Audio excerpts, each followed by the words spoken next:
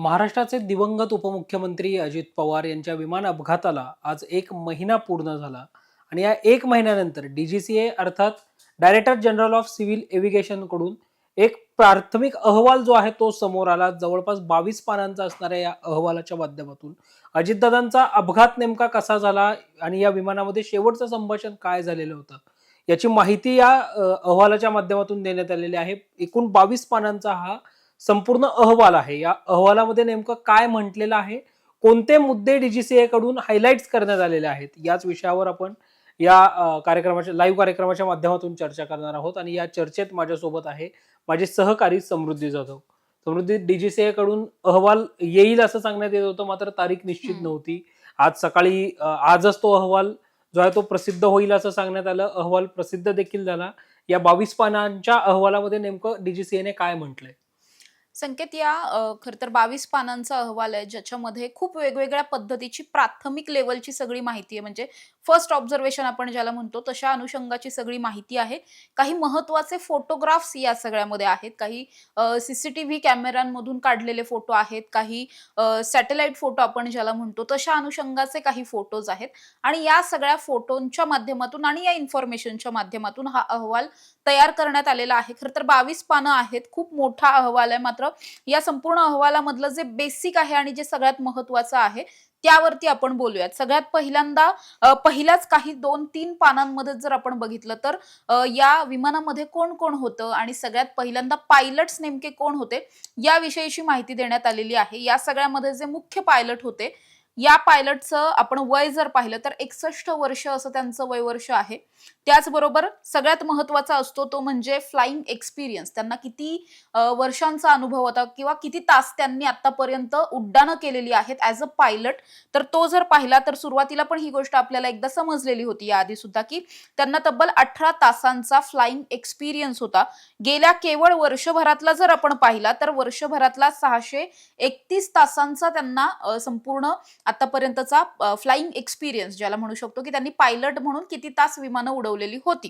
तर हे तशा अनुषंगानं दिलेलं आहे. दुसरं या सगळ्यामध्ये ज्या को पायलट होत्या शांभवी पाठक त्यांच्याविषयी आहे. त्यांचं वय वर्ष केवळ 25 आहे. मात्र या सगळ्यामध्ये सुद्धा त्यांनी जी कंपनी जॉईन केली ही 2022 मध्ये जॉईन केलेली आहे. या सगळ्याच्याच बरोबर त्यांना जर टोटल फ्लाइंग एक्सपिरियन्स आपण पाहिला तर 2490 तासांचा हा फ्लाइंग एक्सपिरियन्स आहे त्यांचा आतापर्यंतचा.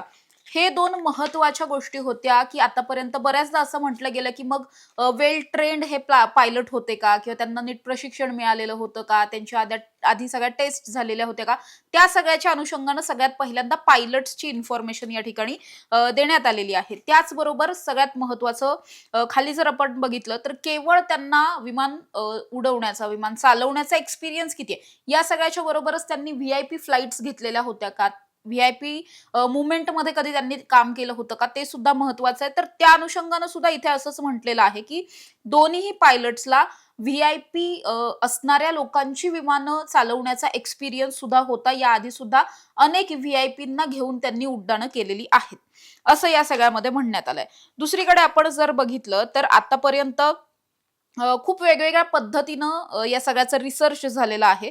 ज्यामध्ये सगळ्यात पहिल्यांदा म्हटलं गेलं होतं की जेव्हा हे विमान त्या परिसरामध्ये आलं, रनवेच्या जवळ आलं, तिथे नेमकं काय झालेलं होतं किंवा तिथे सगळ्या फॅसिलिटीज होत्या का वगैरे असं बरंच काही काही बोललं गेलं. त्यावरती असं म्हटलेलं आहे की the airport is un uncontrolled airfield and does not have any navigational aids other than wind socks. म्हणजे काय तर या सगळ्यामध्ये ज्या नेव्हिगेशनसाठी जे महत्त्वाचे वेगवेगळ्या सुविधा त्या ठिकाणी असायला हव्यात तशा पद्धतीचं तिथं काही नव्हतं. केवळ विंड सोक्स जे असतात ते त्या ठिकाणी होते. मात्र या व्यतिरिक्त जी महत्त्वाची यंत्रणा त्या ठिकाणी असायला हवी होती ती यंत्रणा नव्हती. संकेत, आपण सुद्धा त्या ठिकाणी जाऊन आलेलो आहोत. त्या ठिकाणी तसं पाहायला गेलं खरंच काही यंत्रणा अशा फारशा कुठे तिथे दिसलेल्या नाहीयेत. आणि या सगळ्यावरती प्रकर्षानं या रिपोर्टमध्ये बऱ्याच ठिकाणी बोललेलं आहे की या ठिकाणी तशा पद्धतीच्या सुविधा या नव्हत्या. या सगळ्याच्याच बरोबर अजून आपण जर कुठल्या सुविधा नव्हत्या जर हे पाहायला गेलो तर Baramati airport does not have an in house ARFF म्हणजेच aircraft rescue and fire fighting unit. Fire fighting unit म्हणजे काय तर एखादं विमान जेव्हा कोसळतं तेव्हा त्याला प्राथमिक जो काही तिथं उपचार मिळणं गरजेचं आहे किंवा सेवा मिळणं गरजेचं आहे, किंवा जर विमान कधीही पडलं तर सगळ्यात पहिल्यांदा त्या विमानाचा स्फोट होतो, ब्लास्ट होतो, आग लागते. ही आग विझवण्यासाठी सुद्धा फायर फायटिंग युनिट, ज्याला आपण म्हणतो अग्निशमन दल असेल किंवा एखादा पाण्याचा बंब असेल, असं त्या ठिकाणी काहीही नव्हतं. हे सुद्धा मेन्शन केलेलं आहे. आणि अर्थात आपल्याला माहिती आहे अजितदादांचं विमान जे आहे ते आगीमुळे, ब्लास्ट झाल्यामुळेच या सगळ्यामध्ये अजितदादा दगावलेले आहेत, ते सुद्धा या सगळ्यामध्ये म्हटलेलं आहे. या व्यतिरिक्त जर आपण पाहायला गेलो तर विजिबिलिटी कशी होती या सगळ्यावरती सुद्धा खूप बोललं गेलं होतं. काही जण सुरुवातीला म्हणत होते की धुकं होतं, मग काही जण म्हटले की धुकं नव्हतं, किंवा या दरम्यानच्या काळामध्ये धुकं असतं का खरंच 9 वाजता एवढं वगैरे, असं सुद्धा म्हटलं गेलं. त्यानुसार असं म्हटलं जात आहे की तिथे जी काही दृश्यमानता होती, जी आपण सुरुवातीपासून म्हणतो की किती लांबपर्यंतच दिसलं पाहिजे एखाद्या विमानाला लँड करण्यासाठी, तर किती लांबपर्यंतच दिसलं पाहिजे, 5000 मीटर्स म्हणजेच 5 किलोमीटर पर्यंतच समोरचा रस्ता त्याला दिसला पाहिजे, तर या विमानाला सेफली लँड करता येतं. मात्र हे जे विमान आहे त्याला किती दिसत होतं, तर फक्त 2 ते 3000 पर्यंत या विमानाला जे आहे ते पुढचा रस्ता त्याचा दिसत होता. याचाच अर्थ धुकं त्या ठिकाणी होतं, किंवा आणखी काही अशा गोष्टी असतील ज्यामुळे पुढचं विमानाला काहीच दिसत नव्हतं. या सगळ्याच्या अनुषंगानं या संपूर्ण अहवालातला सगळ्यात महत्वाचं पान आहे ते म्हणजे पान नंबर 7. या पान नंबर 7 वरती अतिशय महत्वाची इन्फॉर्मेशन आहे. यामध्ये जर आपण बघितलं तर हे जे विमान आहे हे रनवे 11 ज्याला आपण म्हणतोय, त्या रनवे 11 वरती त्याला लँड व्हायचं होतं. त्यासाठी क्लिअरन्स पहिल्यांदा बारामती टॉवर कडून मिळवण्याचा प्रयत्न झालेला होता. मात्र त्यानंतर पुढच्या काही वेळामध्ये हे विमान थेट क्रॅश झालं. मात्र आतापर्यंत जे काही सीसीटीव्ही फुटेजेस अवेलेबल आहेत त्यानुसार हे विमान ज्या ठिकाणी कोसळलं ते कोसळण्याच्या आधी पहिल्यांदा एका झाडाला धडकलंय. म्हणजे आपल्याकडे एक सीसीटीव्ही आहे संकेत, ज्या मागे विमान जे आहे ते येतंय आणि थेट तिरकाहून खाली पडताना दिसतंय. पण खाली पडतानाच त्या बाजूचं आपल्याला काही दिसत नाहीये, त्यामुळे ते नेमकं कसं पडलं हे ठाऊक नाही. तर त्यामध्ये असं म्हटलं गेलेलं आहे की पहिल्यांदा हे विमान त्या ठिकाणच्या एका झाडाला धडकलं आणि त्यानंतर खाली पडलं.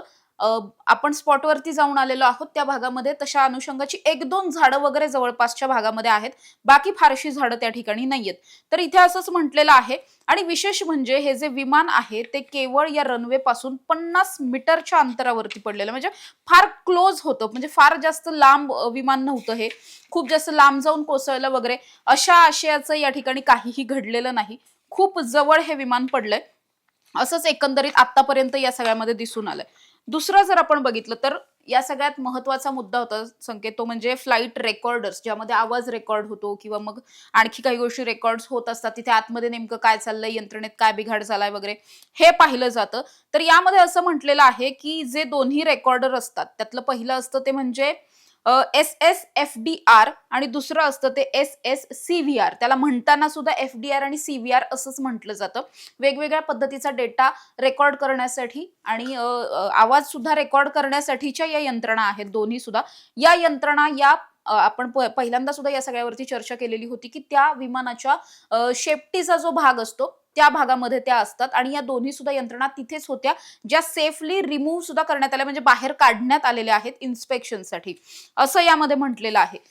मात्र या ज्या दोन्ही सिस्टीम्स आहेत, हे जे दोन्ही डेटा रेकॉर्ड करण्याचे, स्टोअर करण्याच्या ज्या इक्विपमेंट्स आहेत त्याचा मात्र थर्मल डॅमेज झालेला आहे असं म्हटलेलं आहे. Both SSFDR and SSCVR were subjected to thermal damage as both the recorders were expose to high temperature during the accident, असं म्हटलेलं आहे.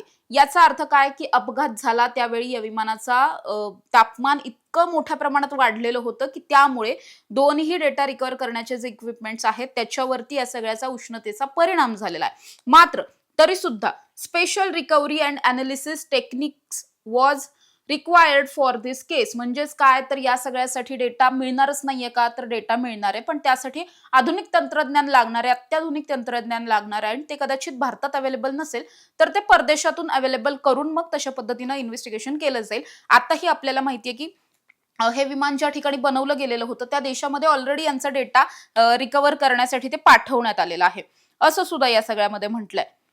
त्याचबरोबर आणखी एक महत्वाचं, दोन्ही पायलट्सच्या बाबतीत असं म्हटलं जात होतं की या पायलट्सची अचानकपणे पायलट्स 2 आधी वेगळे होते, नंतर 2 पायलट्स वेगळे झाले. मग या पायलट्सच्या वेगवेगळ्या टेस्ट झालेल्या होत्या का? त्यांची ज्याला आपण म्हणतो ब्रीथ अॅनलायझर म्हणतो, की त्यांनी दारू प्यायलेली होती का? किंवा ते नशेत वगैरे नव्हते ना? तर त्याविषयीची जी टेस्ट केलेली आहे, ही टेस्ट यामध्ये निगेटिव्ह दाखवण्यात आलेली आहे. म्हणजे या दोघांपैकी कुणीही दारू प्यायलेली नव्हती किंवा कित्येक तास आधीपर्यंत त्यांच्या बॉडीमध्ये कुठल्याही पद्धतीचं अल्कोहोल हे आढळून आलेलं नाही. त्याचबरोबर पोस्टमार्टमचे जे रिपोर्ट आहेत, त्या रिपोर्टमध्ये असं म्हटलेलं आहे, की या ठिकाणच्या ज्या डेड बॉडीज आहेत, त्या मल्टिपल बर्न इंजुरीज झालेल्या आहेत. म्हणजेच खूप जास्त तापमानामध्ये बॉडी जी आहे, मृतदेह जे आहेत ते जळालेले आहेत आणि त्यामुळे मृत्यू झालाय, असं या सगळ्यामध्ये म्हटलेलं आहे. या सगळ्याच्या व्यतिरिक्त जर आपण बघितलं तर हे विमान सुद्धा फॉल्टी होतं असं अनेकांनी म्हटलं, की विमानामध्ये बिघाड होता का? मग बिघडलेलं विमान अजितदादांना का दिलं? खराब विमान का दिलं? अगदी आत्ता-आत्तामध्ये रोहित पवारांनी सुद्धा संकेत हा मुद्दा उपस्थित केला होता. त्या अनुषंगाने यामध्ये असं म्हटलेलं आहे, की हे जे विमान आहे VTSSK असं या विमानाचं नाव आहे. हे विमान या दादांच्या सेवेसाठी जाण्याच्या आधी ते मुंबईला एकदा गेलेलं होतं. मुंबई सुरत टू मुंबई अशा पद्धतीचं एक फ्लाइट त्याने घेतलेलं होतं आणि तोपर्यंत तिथले जे या फ्लाइटच्या दरम्यान जे त्याचं चेकअप झालेले असतील किंवा टेस्ट झालेले असतील, तिथे जे कोणी ते टेस्ट करणारे असतील तिथले कर्मचारी, त्यांच्या माध्यमातून झालं. तत्पूर्वी काहीही या विमानामध्ये बिघाड जो आहे तो निदर्शनास आलेला नाही असं म्हटलं गेलंय. त्याचबरोबर हे विमान नेमकं बुक कधी झालं आणि बुक कुणी केलं, यावरती अनेक प्रश्नचिन्ह रोहित पवारांनी सुद्धा उपस्थित केली, अनेकांनी उपस्थित केली. त्यामध्ये जर पाहिलं आपण संकेत, तर हे विमान 27 जानेवारीला 19:30 म्हणजे जवळपास 5:30-6च्या सुमारास वगैरे हे विमान जे आहे ते बुक झालेलं होतं असं म्हटलं जातंय. त्याचबरोबर 7-7:30च्या सुमारास आपण म्हणू शकतो, तेव्हा हे विमान जे ते बुक करण्यात आलेलं होतं. कुणासाठी बुक केलं गेलं होतं? तर honourable deputy chief minister of Maharashtra Ajit Pawar असं लिहिलेलं आहे या सगळ्यामध्ये. म्हणजे अजितदादांसाठी हे विमान एक दिवस आधीच बुक झालेलं होतं.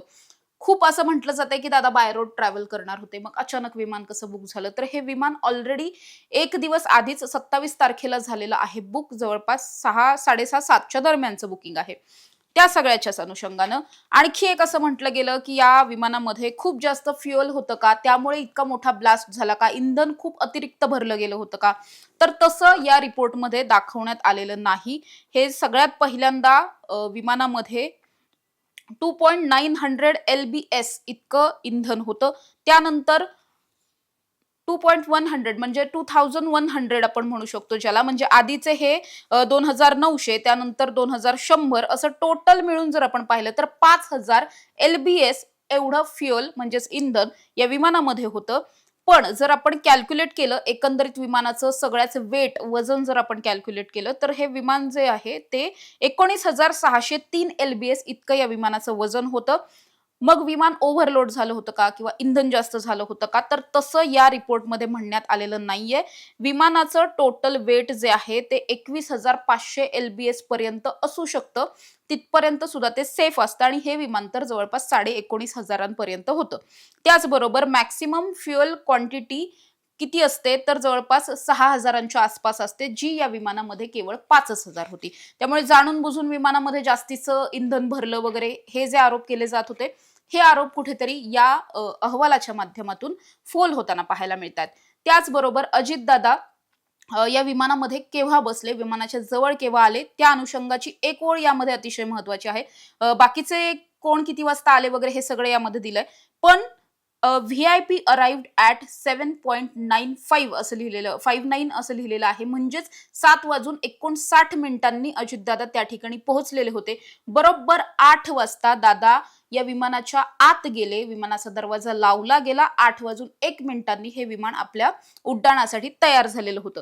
असं सुद्धा या सगळ्यात म्हटलंय. बाकी जर आता आपण या रिपोर्टमध्ये पाहिलं संकेत, तर विमान जेव्हापासून उडलं त्यापासून उड्डाणापासून ते अगदी शेवटच्या क्षणापर्यंत या विमानात काय काय घडलं, कुठल्या मिनिटाला कुठल्या सेकंदाला काय काय घडलं वगैरे हे सगळं यामध्ये दिलेलं आहे. आणि यामध्ये फारसं काही क्वेश्चन करण्यासारखं किंवा संशयास्पद असं आढळत नाही. मात्र आपल्याला माहितीये की या विमानाने 1-2 वेळा लँड होण्याचा प्रयत्न केलेला होता किंवा कंट्रोल रूमला संपर्क करण्याचा प्रयत्न वगैरे केलेला होता, हे आपल्या सगळ्यांना माहिती आहे. या व्यतिरिक्त 8:45 ओ शिट असा आवाज आलेला आहे 2 वेळा म्हटलेला. हे आपल्याला आधी सुद्धा माहिती होतं. तितकाच आवाज जो आहे तो रेकॉर्डरमध्ये रेकॉर्ड झालेला होता. त्यामुळे ओ शिट असं म्हटल्याचं 8:44 आहे आणि आपण बघितलं 8:45, 45:45 किंवा 46 ला हे विमान कोसळलं हे आपल्याला माहिती आहे. तत्पूर्वीचे सगळे यामध्ये डिटेल्स जे आहेत ते दिलेले आहेत, की विमानामध्ये काय-काय घडलेलं होतं. पण फार मेजर काही इथे घडतंय वगैरे अशा अनुषंगाचा कुठलाही कॉल यामध्ये घेण्यात आलेला नव्हता. या व्यतिरिक्त जर आपण पाहिलं तर आपण या ठिकाणी बघू शकतो हे विमान जे आहे ते कशा पद्धतीनं घिरट्या घालत होतं. विमानानं 2 घिरट्या घातल्यात हे आपल्याला माहिती आहे. त्या संदर्भातले हे 2 सॅटेलाइट इमेजेस आहेत, ज्यामध्ये विमानानं कशा पद्धतीने येऊन घिरट्या घातल्या हे या इमेजेसमधून दाखवण्याचा प्रयत्न झालेला आहे. या व्यतिरिक्त जर आपण बघितलं तर प्रोग्रेस ऑफ इन्व्हेस्टिगेशन जे सगळ्यात महत्वाचं आहे, की तपासामधून काय काय समोर येतंय किंवा काय काय कशा पद्धतीने केला जातोय तपास, हे जर पाहायला गेलं तर यामध्ये एफडीआर मधला जो डेटा आहे तो डेटा डाउनलोड झालेला आहे. त्याचबरोबर त्या डेटाचं अनालिसिस करणं सुरू आहे असं म्हटलंय. CVR मधला जो डेटा आहे तो सुद्धा डाउनलोड झालेला आहे. त्याचं सुद्धा national transport safety board as per the standard of recommendation practices of ICAO असं म्हटलेलं आहे. म्हणजेच काय तर हा सुद्धा डेटा जो आहे तो डाउनलोड करण्यात आलेला आहे आणि त्याच्यावरती सुद्धा त्याचं अनालिसिस करण्याचं काम वगैरे सुरू आहे हे म्हटलंय. त्याचबरोबर the evidence collected are being analysed for further course of investigation action असं म्हटलंय. म्हणजे काय तर आतापर्यंत जे पुरावे सापडले त्याच्यावरती सगळा तपास सुरू आहे. या व्यतिरिक्त जर आपण पाहिलं तर आतापर्यंत जे विमानाचे वेगवेगळे पार्ट्स त्या ठिकाणी जळालेल्या अवस्थेत आपल्याला सापडले होते, जे आपण मुंबईला वगैरे नेल्याचं पाहिलेलं आहे, त्या सगळ्यावरती सुद्धा तपास चालू आहे, की ते कशा पद्धतीने जळलेले आहेत किंवा काय ठीक आहे त्याच्यातलं वगैरे हे सगळं पाहिलं जात आहे. या व्यतिरिक्त जे काही तिथं ठीकठाक मिळालेलं आहे त्या सगळ्याचा सुद्धा विचार केला जातोय. त्यावरती सुद्धा या ठिकाणी सगळंच एक्झामिनेशन सुरू आहे आणि तपास सुद्धा सुरू आहे. बाकी जर या सगळ्यामध्ये पाहायला गेलो संकेत आपण तर अतिशय महत्वाचा आणखी एक मुद्दा या सगळ्यामध्ये दिसतो, की तो म्हणजेच